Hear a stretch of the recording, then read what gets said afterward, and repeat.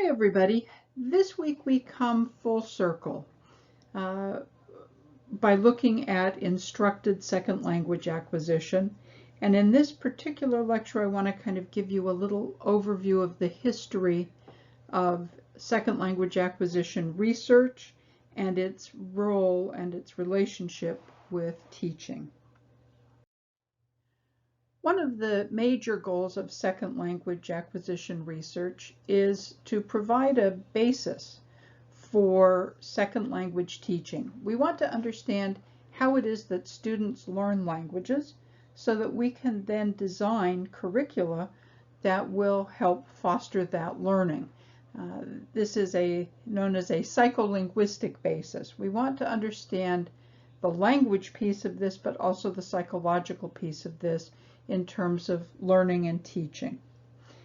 And the relationship between the research and the teaching is something that kind of has swayed back and forth over the years, but in its very beginning, second language acquisition grew out of applied linguistics, which was a focus specifically on how one teaches language.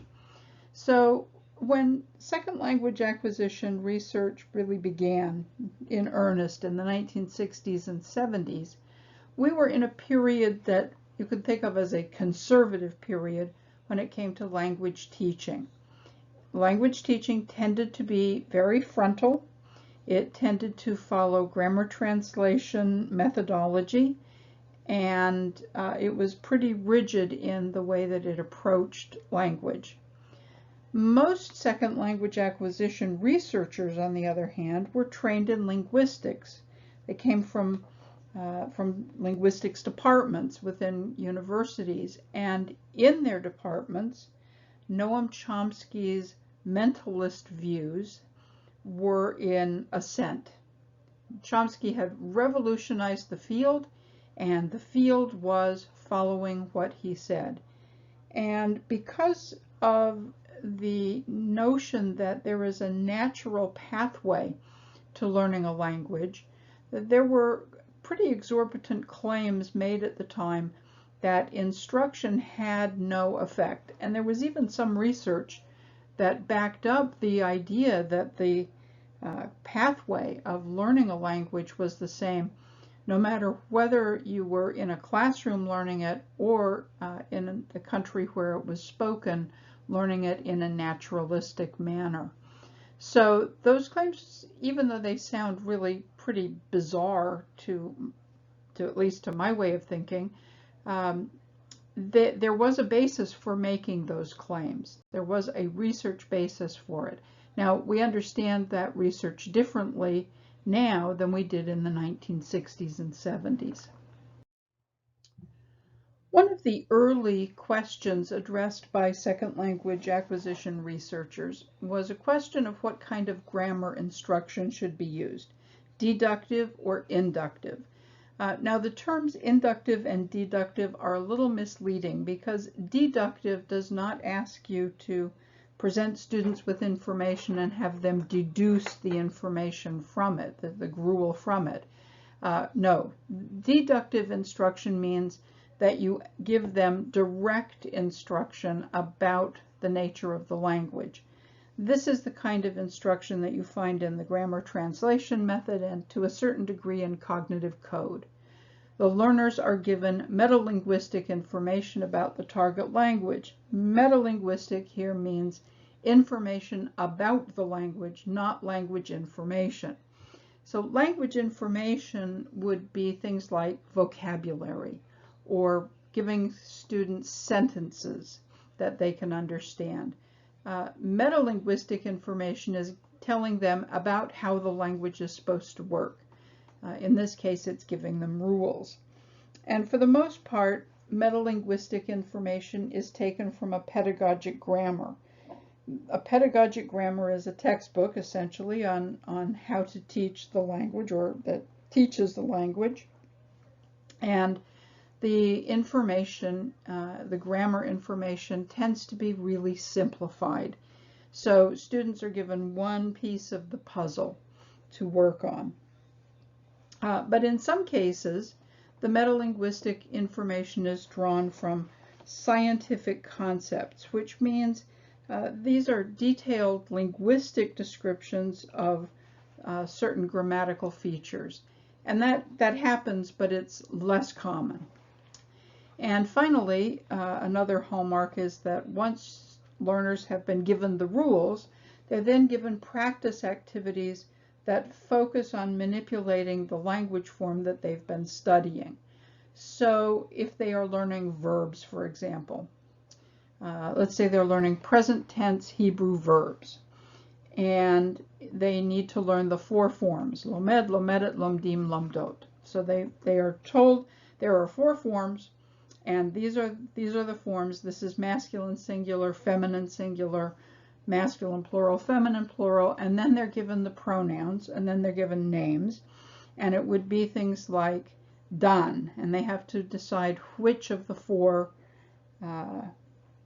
verb choices would be appropriate to use with dan, and so on and so forth. Or they're asked to change something from singular to plural, or from masculine to feminine, so on and so forth. But it's only a focus on form. It is not a focus on the meaning of the sentences they're looking at.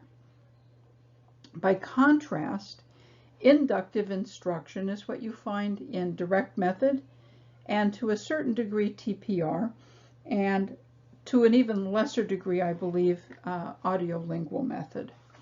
So in this case, learners are provided with lots of examples of the target feature that they're being asked to look at, and they have to deduce the meaning for themselves.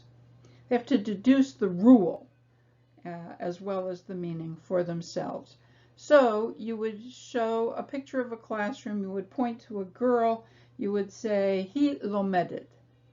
You would point to a girl in the class and say, Rachel lomedet, and so on and so forth. And then you would point to a picture of a boy in the classroom and say, hu lomed, and then to a boy in the actual classroom and say, dan lomed.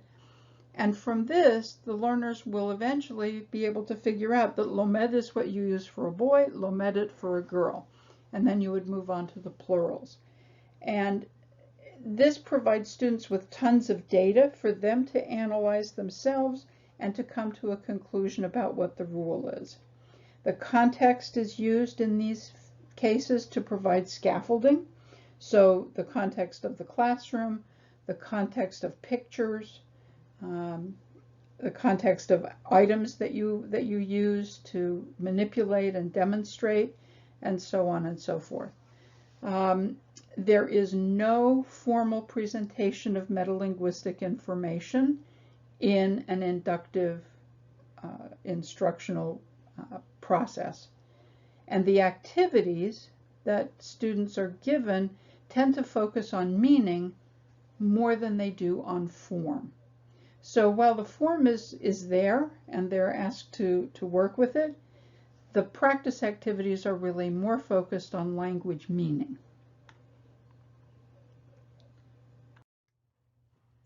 Because the early investigations were very much designed to focus on teaching, one of the major questions that they addressed very early on was a question of which method was most effective. Most of the studies compared grammar translation with audiolingualism, but some studies actually compared a variety of different methods. Now, grammar translation method makes use of deductive grammar instruction, meaning the rule is presented to the students formally and directly, and then the students are asked to apply that rule through a series of drills, mostly written. Direct method and TPR, and to a certain degree the audiolingual method, make use of inductive approaches to grammar. The students are presented with lots of examples, and those examples are taught within a context. They're presented within a context so that the learner can figure out what they mean on their own.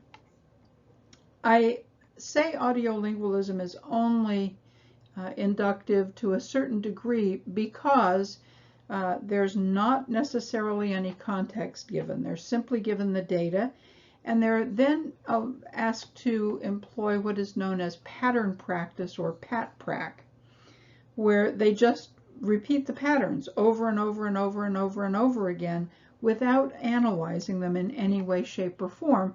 There's just this assumption that the students will eventually figure out the meaning. That's a question that the research tried to address. By contrast, direct method actually structures the presentations to facilitate learning specific second language grammatical items. They are sometimes presented not so much in isolation, but within a context, but the meaning is expressed through that context as well. And the way it's done, the way the presentation is done, facilitates the student figuring out what each item means.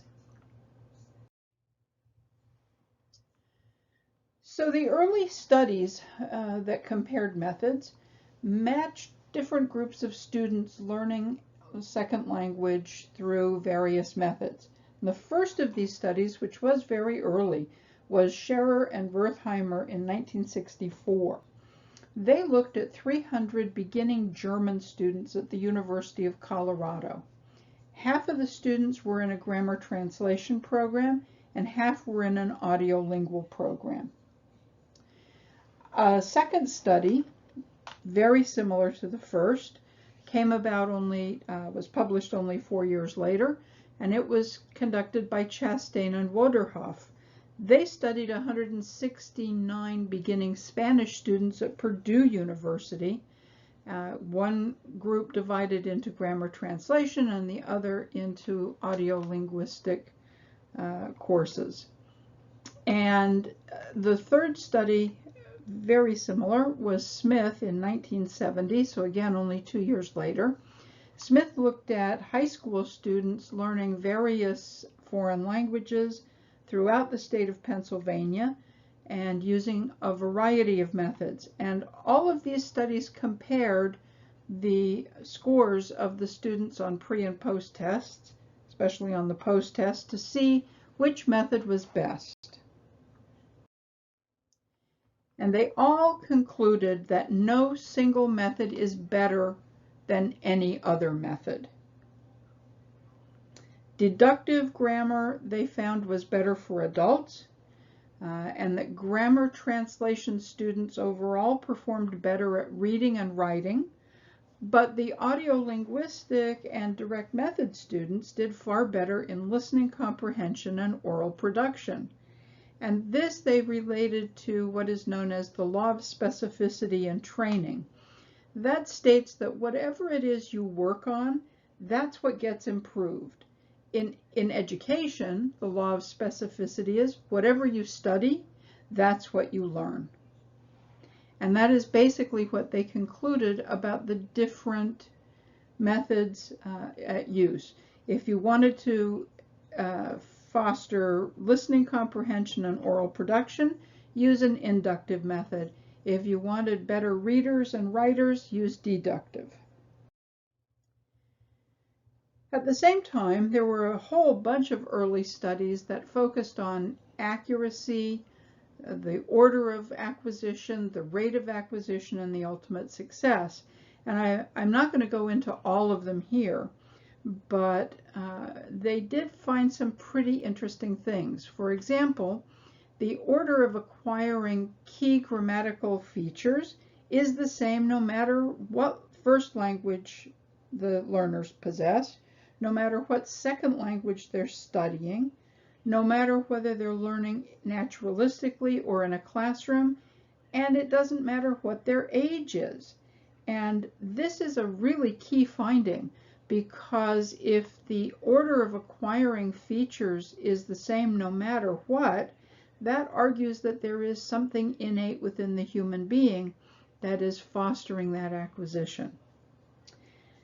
A second thing that they found was that instruction did not alter the order of acquisition. That's an interesting finding, because one would think that the order would matter. That if you taught something first, it would be learned first, but that was not what they discovered. There seems to be an invariable order for learning, for acquiring something, regardless of when it's taught. What they did find, researchers, was that the most beneficial aspect of instruction seemed to be on the rate of learning. The learners in a formal classroom setting did acquire the grammar faster than those that were in a naturalistic setting alone.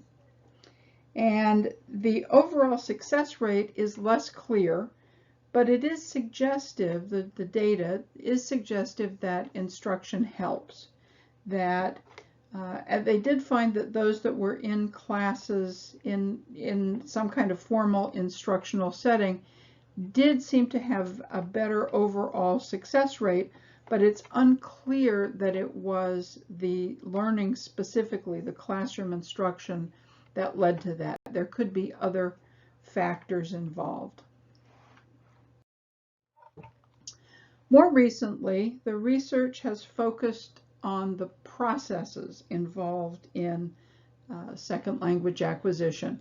So the shift has gone from teaching to learning, from the teacher to the learner. And what they have found is that instructed second language acquisition differs from naturalistic second language acquisition in terms of the context. That's not a surprise, because a classroom setting is very different from learning in the streets and having to negotiate meaning for oneself. But the difference in context does not necessarily mean a difference in processes. They have found, for example, that explicit and implicit instruction have the same goal, and that is to foster the development of second language knowledge that's necessary for communication, and they have focused specifically on oral communication more than written, but written communication as well. So we look at the differences in implicit and explicit instruction. Explicit instruction directs the learner's attention to a target language form.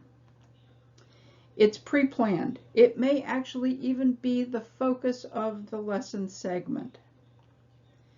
It interrupts the flow of communication. It presents the target language form in isolation. Metalinguistic terminology, that is grammar terms, and rule explanation may be very much a part of it. And it makes use of specific practice of the target language form. So all of the methods of grammar instruction that we looked at, both deductive and inductive, they are both forms of explicit instruction. You could argue that the inductive form is a little bit less interruptive of communication, but both of them take away from the actual full-blown process of people talking to each other and communicating real ideas. Implicit instruction, by contrast, draws attention to the target language form. Now, in a written piece, this could be that the form is highlighted or put in a different color, or put in bold or italics or something that will draw the learner's attention to it.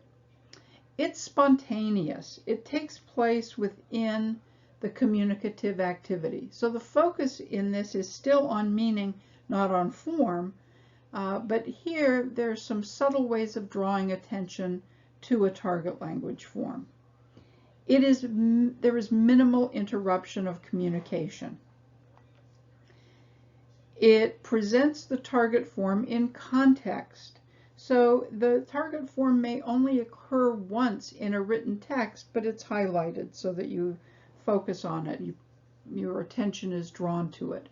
But it's still not the main purpose of the lesson, not in any way, shape, or form. It makes absolutely no use whatsoever of metalinguistic terminology. People are not told that this is an adjective and this is how adjectives work. That is something that is explicit, not implicit. And it encourages free use of the target language form, meaning it doesn't give you lots of activities that allow you to drill that form. It just encourages the learners to make use of that form. So, in conclusion, instructed second language acquisition is effective. One style, which is the presentation, practice, production approach, it's effective for production if production focuses on real communication. In other words, language is all about communicating messages.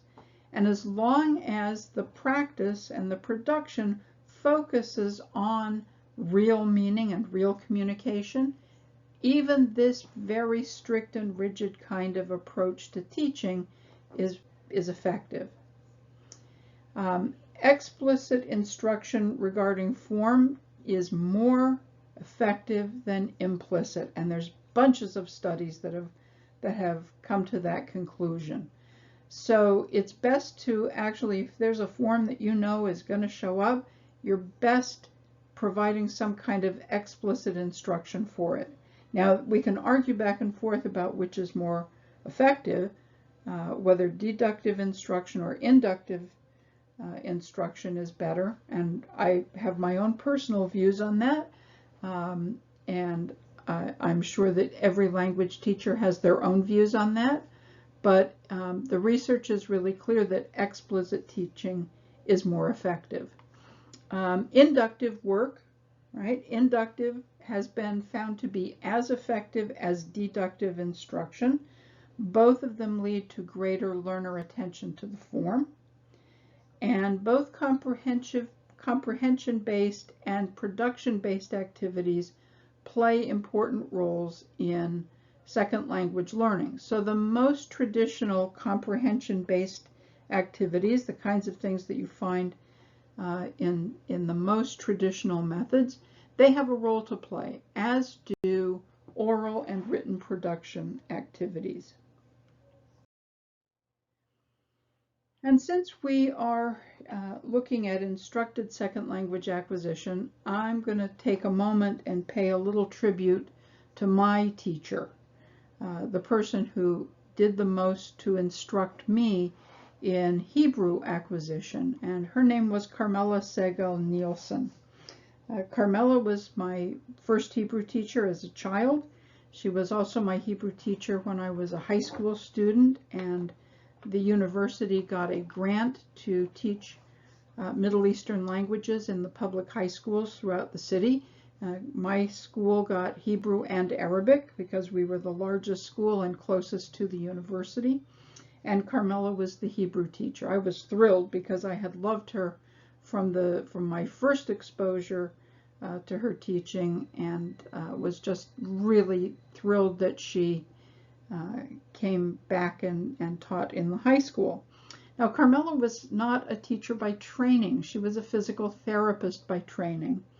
But while I was a university student working on my BA, Carmela went back to school, back to the university, and got her master's in second language teaching and applied linguistics. And that is a photograph of Carmela with her parents, Avram and Sophie Segal. I spent many happy weekends at their home in Herzliya when I was a student in Haifa, and got to know them quite well. They were absolutely lovely people, as was their daughter. So while Carmela was at the university, we were switching from one textbook to another. The textbook that had been in use when I had been in high school, in the university program at the high school, and also in my first 2 years at the university, the program that we were using was Yechiel Chayon's Modern Hebrew, which was published by Ohio State University Press. It was an interesting book. It had some interesting flaws in it, but it also had some great strengths. And one of its greatest strengths was that it utilized humor. And it made me think of my 5th grade teacher who said, if it makes you laugh, you'll remember it. I have kept that in my mind because it is true. When something is funny, you tend to remember it more. And so I remembered a lot of Hebrew. I learned a lot of Hebrew because there were some funny and fun scenes presented in the textbook itself. But from a grammar point of view, it was not the strongest textbook on the market. And at some point during Carmela's master's program, the university decided to replace Chayon's book with Edna Coffin's book on Hebrew, which was published by University of Michigan.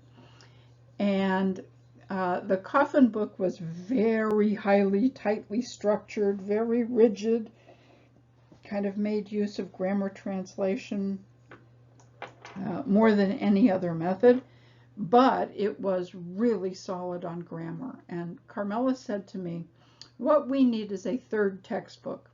We need a textbook that combines the humor and the light-hearted joy of Chayon's book with the structure and paying attention to detail and the knowledge of second language acquisition from the Coffin book.